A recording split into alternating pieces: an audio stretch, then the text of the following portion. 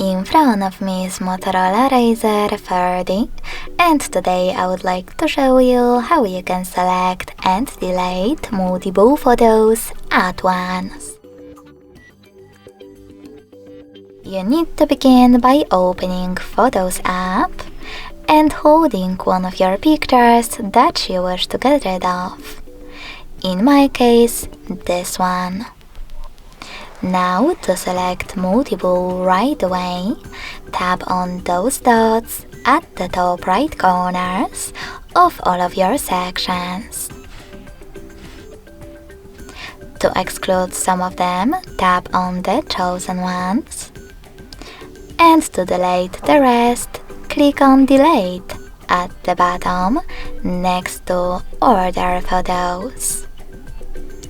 Lastly, tap on Got It, and then select Move to Trash. So when I do that, as you can see, all of my pictures were successfully selected and deleted.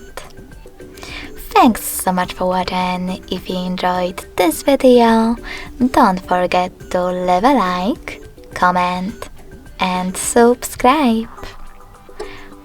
Bye!